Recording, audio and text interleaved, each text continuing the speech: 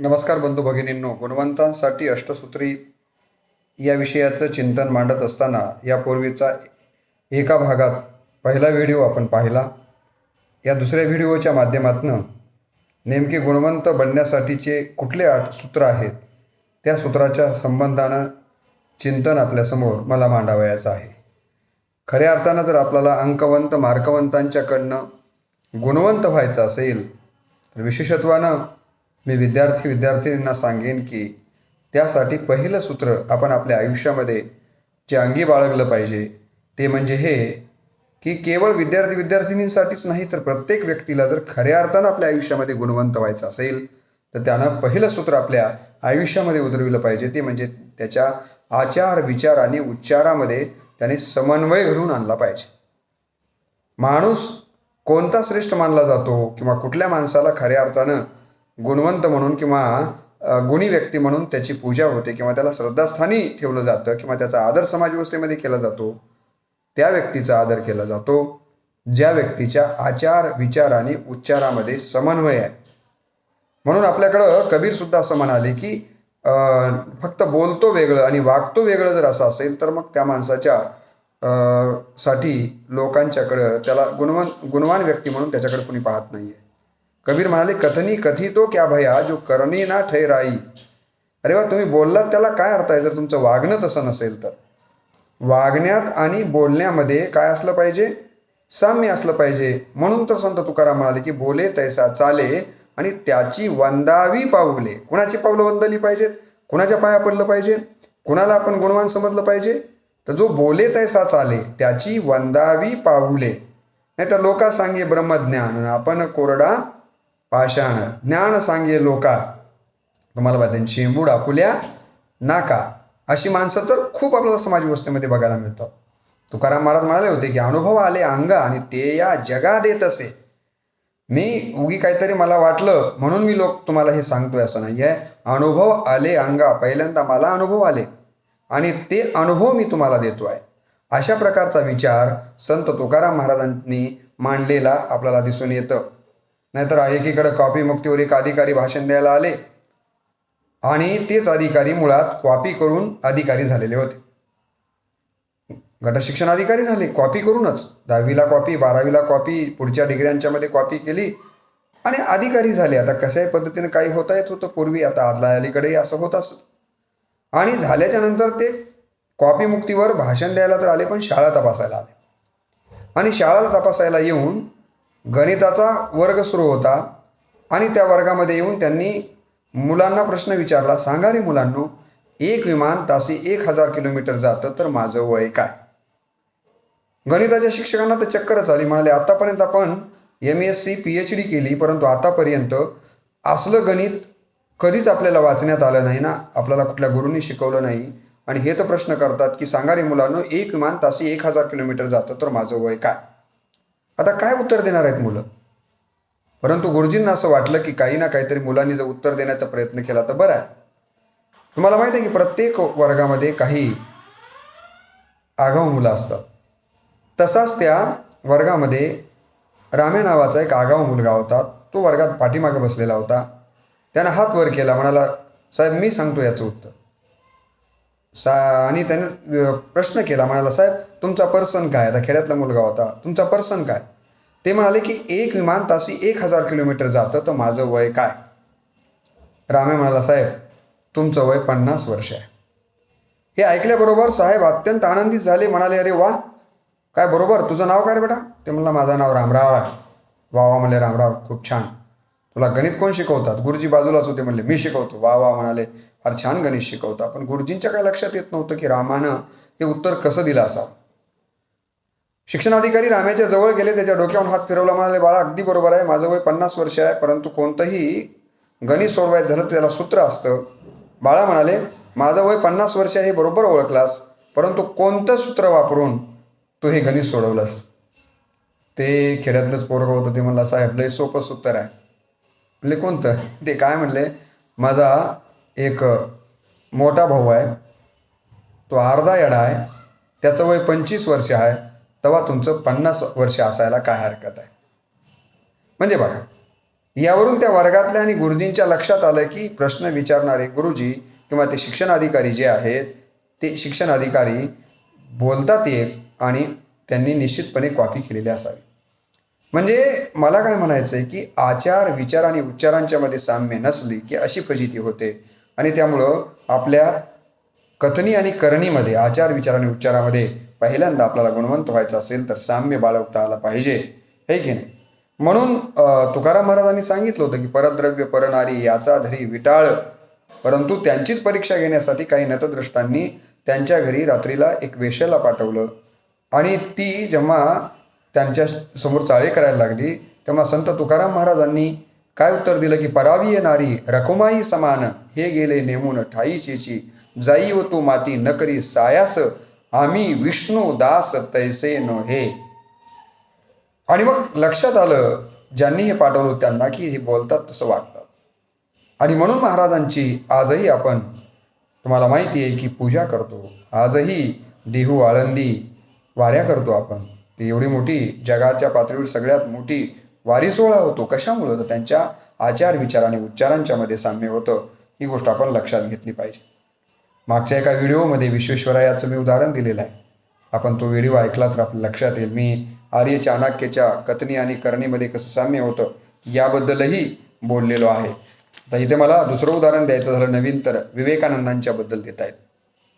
विवेकानंद 3-3.5 वर्ष अमेरिकेमध्ये होते. अत्यंत देखणा, चेहऱ्यावर खूप तेज होतं, सुंदर राजबिंडा व्यक्तिमत्व आणि परदेशामध्ये संस्कृती तुम्हाला माहिती आहे कशी आहे.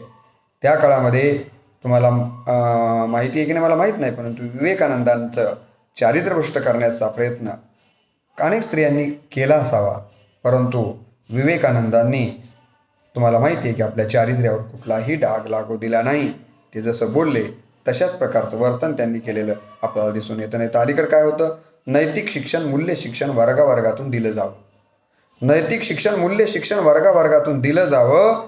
तंबाखू चोळत गुरुजींनी वरांड्यात उभं राहावं. एकीकडं व्यसन करू नका, व्यसन करणं हे चुकीचं आहे, अशा प्रकारची नैतिकतेचा मोठमोठ्यानं आणून वर्गामध्ये शिकवायचं आणि त्याच गुरुजींनी वर्ग संपल्याबरोबर वरांड्यात येऊन तंबाखू चोळून अनैतिक वर्तन करायचं. मला असं वाटतं की या गोष्टीचा विचार आपण निश्चितपणे केला पाहिजे. बरेच शिक्षक हे सद्गुणांचे व्याख्यान देतात व दुर्गुणांचे धडे घालतात, तर अशी विसंगती असता कामा नये. ही गोष्ट या निमित्तानं मला आपल्याला सांगावयाची आहे.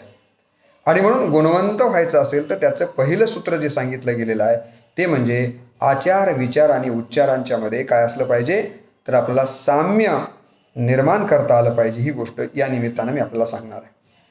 आपल्याला गुणवंत व्हायचं असेल तर गुणवंत होण्यासाठीचं दुसरं सूत्र जे सांगितलं गेलेलं आहे ते हे की कमालीची विनयशीलता म्हणजे किंवा कमालीची नम्रता आपल्याकडे असल्याशिवाय आपल्याला खऱ्या अर्थानं गुणवंत होता येत नाही आहे. तर आपल्याकडे काय असलं पाहिजे, तर कमालीची नम्रता असली पाहिजे, विनयशीलता असली पाहिजे.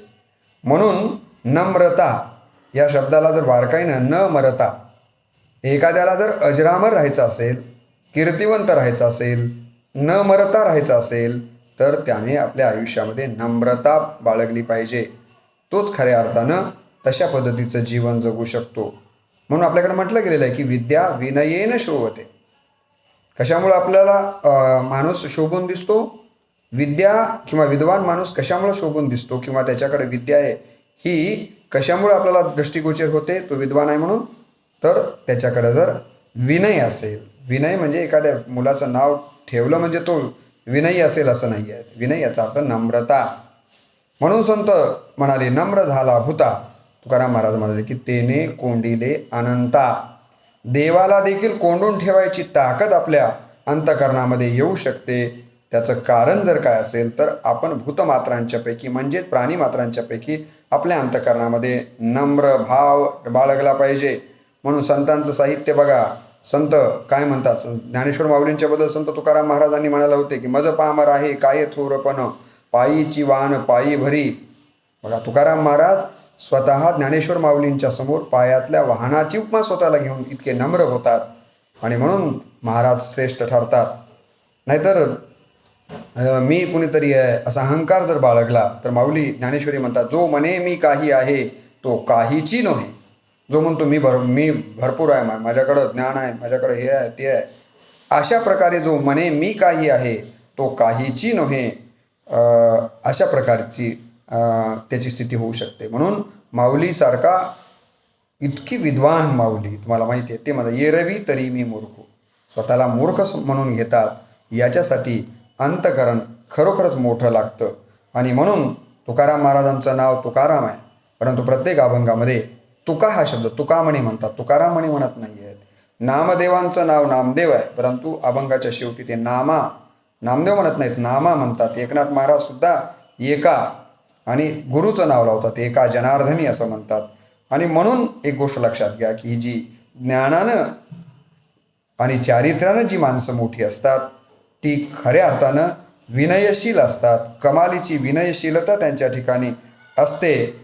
आणि आपल्यालाही जर खऱ्या अर्थानं गुणवंत व्हायचं असेल तर मला असं वाटतं की आपण देखील नम्र असलं पाहिजे. म्हणून म्हणतात जीवन त्यांना कळले हो, मी पण ज्यांचे पक्व फळापरी गळले हो. तुम्हाला माहिती आहे की फळ पक्व झालं, पिकलं की ते झाडाला राहत नाही आहे, ते खाली पडतं. आणि मग त्याचा खऱ्या अर्थानं स्वाद किंवा त्याचं महत्त्व त्या म्हणजे फळाचं सगळ्यांनाच वाटतं आणि चवीनं ती लोकं खातात, म्हणजे त्याचं महत्त्व वाढतं. आणि जे फळ तुम्हाला माहिती आहे की मीपणा बाळगून राहतं, ते काही पिकत नाही पिकलं, गावळं राहिलं की त्याला कोणी महत्त्व देत नाही आहे. आणि म्हणून आपण ज्ञानानं जेव्हा पिकतो आहे की नाही, तेव्हा निश्चितपणे आपलं महत्त्व समाज व्यवस्थेमध्ये गुणवंत म्हणून गणलं जाऊ शकतं. त्यासाठी जीवन त्यांना कळले हो, मी पण पक्व फळापरी जर आपलं गळालं तर निश्चितपणे आपल्याला जीवनाचं महत्त्व कळालं असं होईल. तुम्हाला माहीत आहे की नाही मला माहीत नाही, परंतु न्यूटननं जेव्हा गुरुत्वाकर्षणाचा शोध लावला आणि त्याचा सत्कार समारंभ ठेवला, तर त्या सत्काराला उत्तर देत असताना न्यूटननं किती अहंकाराची भाषा करायला हवी होती. परंतु न्यूटन म्हणाला की मी जे केलेलं काम आहे, संशोधन केलेलं आहे, ते काही फार मोठं नाही आहे. माझं संशोधन म्हणजे तसं आहे जसं की समुद्राच्या किनाऱ्यावर जितकी वाळू असते आणि त्या वाळूमध्ये किती कण असतात, त्या कणांच्यापैकी एक कण म्हणजे माझा हा गुरुत्वाकर्षणाचा शोध आहे. कारण जगामध्ये एवढं ज्ञान भरून पडलेलं आहे वाळूसारखं, त्याच्यातला गुरुत्वाकर्षणाचा शोध म्हणजे एक कण आहे. आणि म्हणून मी काही फार मोठं काम केलेलं नाही आहे. या प्रकारचा विचार सांगण्यासाठी देखील आपल्याकडं काय लागती, अंतकरणामध्ये विनयशीलता असली पाहिजे.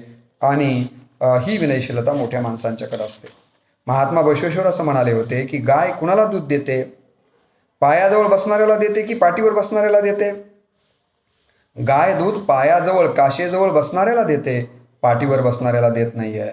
तसं ज्ञान देखील गुरुच्या पायाजवळ, आई वडिलांच्या पायाजवळ, मोठ्या विद्वानांच्या सतचरणी माणसांच्या पायाजवळ बसल्याच्या नंतरच मिळतं. म्हणजे अहंकार सोडून जर आपण ज्ञानप्राप्तीसाठी प्रयत्न केला तरच ते ज्ञान प्राप्त होऊ शकतं, असं त्यातनं आपल्याला म्हणता येतं. आणि आपल्या अंतःकरणामध्ये जर अहंकार राहिला तर मग ते फार चुकीचं आहे. म्हणून माऊलींनी एका ओळीवरती मी प्रवचन केलं आहे की नवल अहंकाराचे गोटी, विशेष न लगे अज्ञानापाठी, सज्ञानाचे झोंबे कंठी, नाना संकटे नाचवी. अहंकार असा आहे की जो तुमच्या अंतःकरणामध्ये नम्रतेला शिरकाव करू देत नाही आहे. आणि म्हणून आपण अहंकाराला कधीही शरण जाता कामा नये, तर आपण नम्रतेला शरण गेलं पाहिजे. आईन्स्टाईनच्या बद्दल एक उदाहरण सांगितलं जातं की आईन्स्टाईन आणि एक यंग फिजिक्शियन विद्यार्थी म्हणा, परंतु त्याला अहंकार होता की मी डॉक्टरेट आहे, मी असा आहे तसा आहे. दोघेजण बसस्थानकावर उभे होते आणि आता आईन्स्टाईनची राहणीमान जुन्या पद्धतीचं थोडंसं गबाळा राहण्यासारखं होतं आणि हा मात्र टापटीप आणि स्वतःला मी फिजिक्समध्ये डॉक्टर असलेला अशा प्रकारचा अभिमान होता. आणि या गबाळ्या असणाऱ्या वृद्ध असणाऱ्या आईन्स्टाईनला त्यानं बघितलं आणि त्यानं काय विचारलं, आईन्स्टाईनने विचारलं त्या यंग मुलाला विचारलं, young man who are you, अरे तरुणा तू कोण आहेस. Young man who are you असं आईन्स्टाईननं तिथे उभे असलेल्या बसस्थानकावरच्या शेजारच्या त्या जरा अहंकारी त्याच्या बोलण्यातून, त्याच्या वागण्यातनं, त्याच्या बॉडी लँग्वेजमधनं मी फार विद्वान आहे अशा प्रकारचा अहंकार डोकावताना दिसला असावा. म्हणून आईन्स्टाईनने प्रश्न केला, young man who are you. त्यावेळेला त्या अहंकारी तरुण फिजिक्समध्ये कुठंतरी 1-2% ज्ञान मिळालेलं असेल त्या तरुण मुलानं उत्तर दिलं, I am a doctor of philosophy, sorry physics. I am a doctor of physics. अहंकारानं म्हणाला की मी फिजिक्समध्ये डॉक्टरेट असलेला समजा नवीन लागलेला प्राध्यापक असेल, प्राध्यापक आहे. आणि मग त्यानं आईन्स्टाईनला प्रश्न उलटा केला की old man, who are you? हे म्हाताऱ्या माणसा, तू कोण आहेस?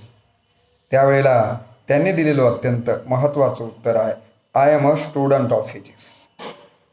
आईन्स्टाईन काय म्हणाले? I am a student of physics. मी भौतिकशास्त्र या विषयाचा विद्यार्थी आहे. आणि हा तरुण काय म्हणतो की मी भौतिकशास्त्रामध्ये डॉक्टरेट असलेला विद्वान प्राध्यापक आहे. म्हणजे बघा, ज्या आईन्स्टाईनच्या वरती जगानं आपला जीव ओवाळून टाकावा, भौतिकशास्त्रामध्ये एवढं मोठं काम करणारा आईन्स्टाईन, परंतु त्याच्या ठिकाणी असणारी नम्रता आणि कणभर नसताना मनभर दाखवणाऱ्या या तरुणाकडे असलेला अहंकार, यातनं आपल्याला काय घ्यायचं आहे तर आईन्स्टाईनसारखी नम्र भाव आपल्या ठिकाणी असला पाहिजे. म्हणून माऊली म्हणाले, एक जाणीवेचे डोही गर्वेची गिळिले. मलाच फार जाणीव आहे, मीच फार विद्वान आहे, मलाच सगळं कळतं, अशी जाणीवचा अहंकार, गर्व आला की मग त्या गर्वाच्या डोहामध्ये अनेक जण बुडून जातात. म्हणून तुम्ही गर्वाच्या पाठीमागं, अहंकाराच्या पाठीमागं लागू नका. जसं एखादं झाड, तुम्हाला माहिती आहे की त्याला फळ आलं की ते आपोआप त्या झाडाची फांदी वाकते, तसं ज्ञानानं समृद्ध झालेला माणूस हा निश्चितपणे नम्र होतो आणि तोच खऱ्या अर्थानं समाजव्यवस्थेमध्ये गुणवंत म्हणून गणला जातो. आपल्यालाही जर समाजव्यवस्थेमध्ये खऱ्या अर्थानं गुणवंत व्हायचं असेल तर मला तुम्हाला हे सांगायचं आहे की हे दुसरं सूत्र, कमालीची विनयशीलता, कमालीची नम्रता आपण आपल्या जीवनामध्ये बाळगली पाहिजे. तरच आपल्याला गुणवंत होण्याच्या दिशेनं वाटचाल करता येते किंवा त्यात आपल्याला ती गुणवत्ता प्राप्त करण्यासाठीचा जे ध्येय आहे ते प्राप्त करण्यासाठीचा प्रयत्न आपण एका योग्य दिशेनं जातोय असा होईल. म्हणून ही दुसरी दिशा आपण आपल्या आयुष्यामध्ये, आचार विचार आणि उच्चारामधील समन्वय, मी म्हटलं ही पहिलं सूत्र आपण वापरलं पाहिजे. दुसरं म्हणजे कमालीची विनयशीलता आपल्याकडे असली पाहिजे. तुम्हाला जर खऱ्या अर्थानं गुणवंत व्हायचं असेल तर तिसरी गोष्ट मला तुम्हाला किंवा तिसरं सूत्र तुम्हाला सांगायचं आहे ते म्हणजे हे की दुःख व दारिद्र्य सहन करण्याची प्रचंड क्षमता आपल्याकडे असली पाहिजे. बऱ्याच वेळा माणसं क्रूर बनतात, गुणवत्ता सोडून देऊन धनवत्तेच्या किंवा भ्रष्टाचाराच्या, अनितीच्या, अनाचाराच्या, हिंसाचाराच्या वगैरे मार्गाला लागतात. त्याचं कारण असं की आपण सहनशीलता बाळगत नाही आहे. तुम्हाला माहिती आहे की टाकीचे घाव सहन केल्याशिवाय दगडाला देखील मूर्ती ईश्वरत्व प्राप्त होत नाही आहे. म्हणून असं म्हणतात की चने खावे लोखंडाचे मग ब्रह्मपदी नाचे. पहिल्यांदा तुम्हाला संकट येणार आहे, दुःख येणार आहे, दारिद्र्य येणार आहे किंवा आहे तुमच्या आयुष्यामध्ये, तर त्या दुःखाला आणि दारिद्र्याला घाबरू नका किंवा त्याला शरण जाऊन चुकीच्या मार्गाने काही मिळवण्याचा आणि लवकर मोठं होण्याचा प्रयत्न करू नका. असं केलात तर मग तुम्ही गुणवत्त पासून बाजूला जाल आणि तुम्हाला खऱ्या अर्थानं गुणवत्ता प्राप्त करता येणार नाही आहे. आपण हे लक्षात घेतलं पाहिजे की सोन्याला देखील अग्निपरीक्षा दिल्याशिवाय सोनं पण येत नाही आहे किंवा बाईला देखील प्रसव वेदना सहन केल्याशिवाय बाईची आई होऊ शकत नाही आहे. आणि म्हणून जीवनामध्ये दुःखाच्या प्रसव वेदना, दुःखाचे काय म्हणूया आपण की अग्निपरीक्षा ही आपल्याला द्यावीच लागणार आहे आणि ते केल्याशिवाय आपल्याला खऱ्या अर्थानं गुणवंत होता येत नाही आहे. म्हणून संस्कृतमध्ये म्हटलं ना, संकटेही परीक्षन्ते प्राज्ञा शूरास्य संगरे. विद्वान माणसाची, शूर माणसाची जी परीक्षा संकटच घेत असतात, गुणवंत माणसाची परीक्षा देखील संकटच घेत असतात. आणि म्हणून गुणवंत माणसाने संकटांना कधीही घाबरायचं नाही आहे, हे की नाही.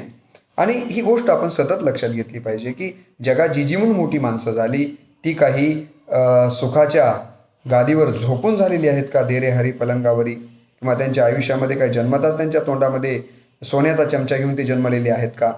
आणि ज्यांच्या तोंडामध्ये सोन्याचा चमचा होता अशी जन्मलेली माणसं फार मोठी गुणवंत झालेली आहेत असंही नाही आहे. तुम्ही जर टक्केवारी काढली तर ज्यांच्या जीवनामध्ये दुःख होतं, दारिद्र्य होतं, संकट होती, तीच माणसं गुणवंत म्हणून पूजली गेलेली आहेत, मोठी झालेली आहेत.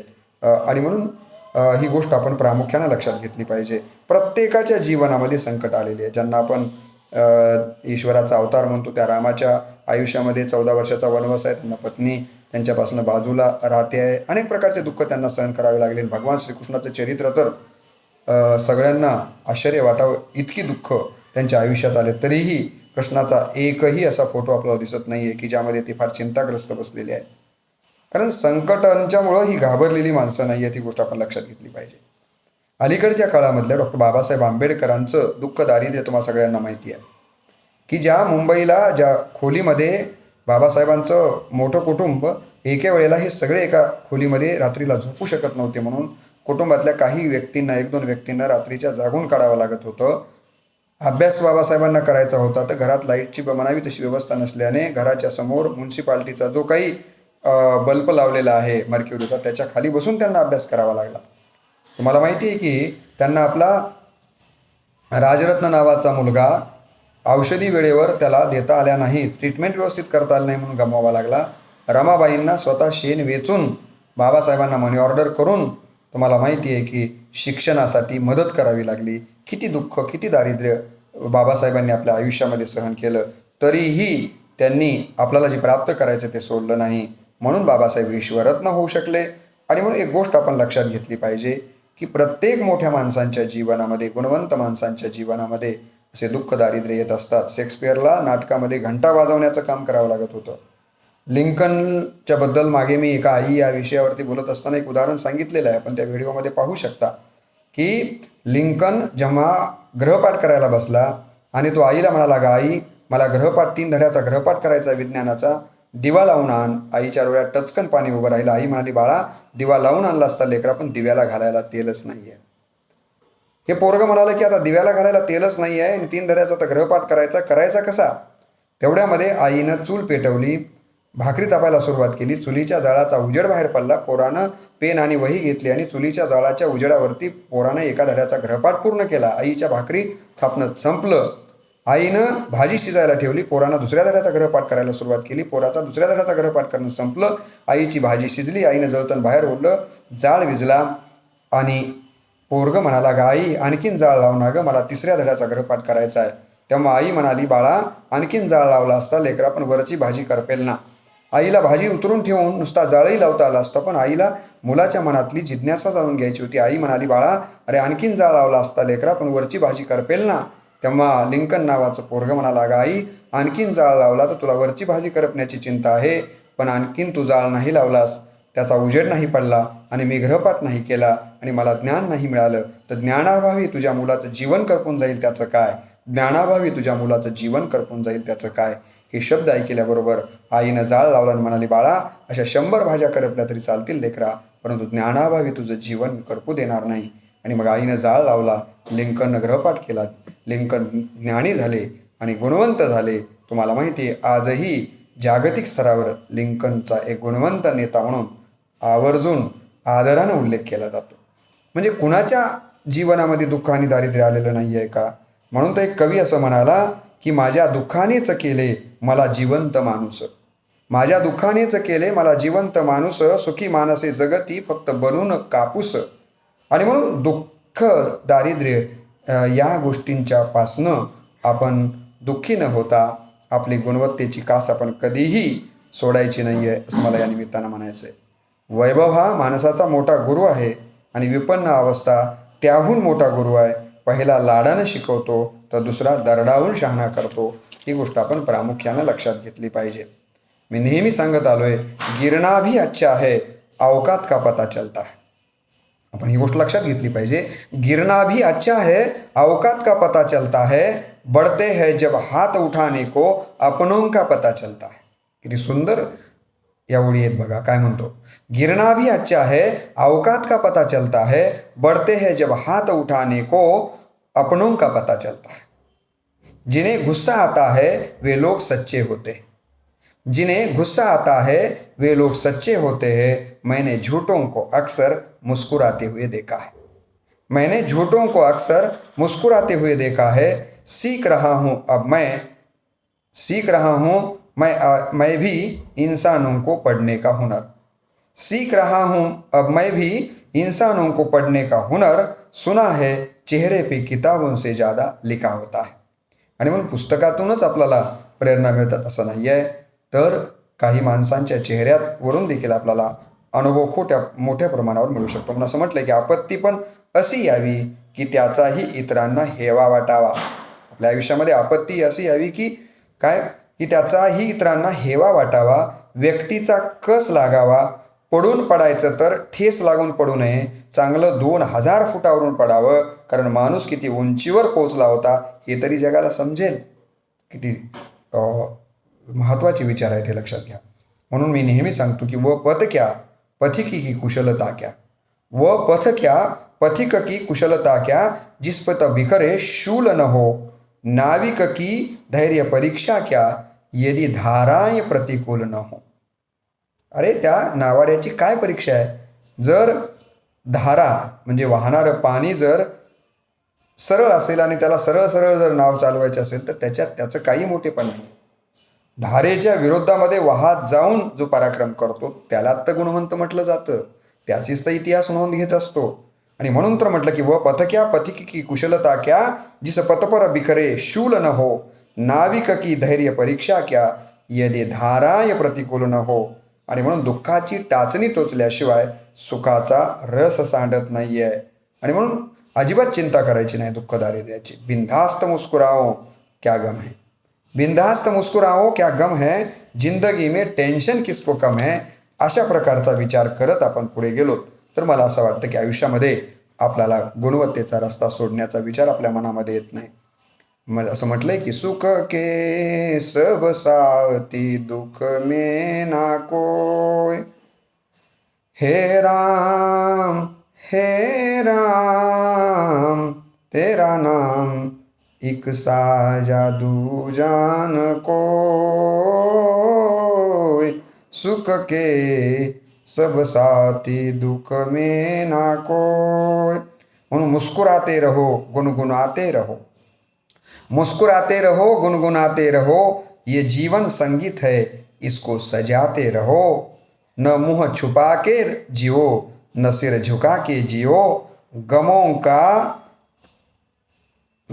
का दौर भी आए तो मुस्कुराते जियो.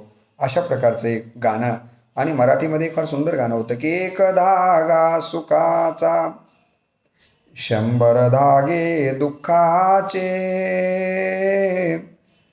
धरतारी हे वस्त्र मानवा तुझी आयुष्याचे, एक धागा सुखाचा. असं आयुष्यामध्ये म्हणतात ना, सुख पाहता जवा पाडे दुःख पर्वता येवडे. सुख फार कमी येणार आहे, दुःख दारिद्र्य आयुष्यामध्ये जास्तीच येणार आहे. म्हणून दुःख आलं म्हणून घाबरून जायचं नाही, आणि सुख म्हणून असं म्हणतात ना, गरिबी आली तर लाजू नये आणि श्रीमंती आली तर माजू नये. या प्रकारचा आपण विचार केला पाहिजे. गुणवत्ता सोडायची नाही आहे, गुणवंत होण्यासाठीचा मार्ग सोडायचा नाही आहे. नाही तर बऱ्याच वेळेस दुःख आलं म्हणून लोक व्यसनाधीन होतात आणि म्हणतात मुझे पीने का शौक नहीं, पिता हूँ गम भुलाने को.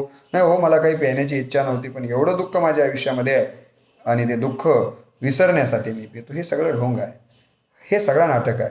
या प्रकारचा विचार करून आपण गुणवत्तेच्या मार्गापासून बाजूला न जाता मला असं वाटतं की दुःख आणि दारिद्र्य सहन करण्याचा विचार आपल्या अंतःकरणामध्ये ठेवायचा. सहनशीलता बाळगलीत ना तर निश्चितपणे मला असं वाटतं की आपल्याला गुणवंत होता येतं. आपण सतत दुःख आल्यानंतर म्हटलं पाहिजे की दुनिया में कितना गम है, मेरा गम कितना कम है, मेरा गम कितना कम है, दुनिया का गम देखा तो मैं अपना गम भूल गया. अरे जगामध्ये तर किती प्रकारचं दुःख आहे. खरं तर आपण असा विचार केला पाहिजे की एका कुणातरी मोठ्या अधिकाऱ्याच्या पत्नीनं आत्महत्या केली का, तर म्हणे मला मॅचिंगची साडीवर मॅचिंगचं चप्पलच कसा दिला नाही. कशासाठी आत्महत्या? तर मला मॅचिंगच्या साडीवरती मला मॅचिंगचा चप्पल का घेऊन दिला नाही म्हणून एक अधिकाऱ्याची पत्नी आत्महत्या करते. खरं तर तिने हा विचार करायला पाहिजे की मला मॅचिंगची साडी आणि कमीत कमी कुठला का असेना दुसरा तरी चप्पल आहे, काही माणसांच्या तर पायात चप्पलच नाही आहे. त्याच्याकडे बघून खरं तर आपण आपल्या मनाला समाधान मानायला पाहिजे. आणि ज्याच्या पायामध्ये चप्पल नाही आहे त्यानं सुद्धा माझ्या पायाला चप्पल नाही आहे म्हणून रडत बसायचं नाही आहे. तर माझ्या पायात चप्पल नसला तर काय, पलीकडच्या माणसाला तर पायच नाही आहेत, चप्पल नसला तर काय होतं.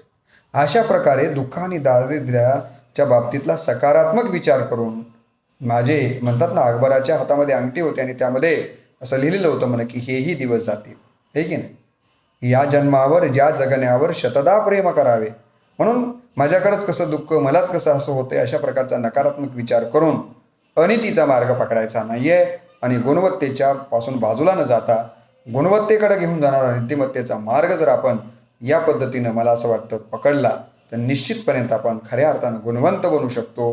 म्हणून गुणवत्तेचं हे तिसरं सूत्र मी आपल्यासमोर या दुसऱ्या व्हिडिओच्या माध्यमातून ठेवलेलं आहे.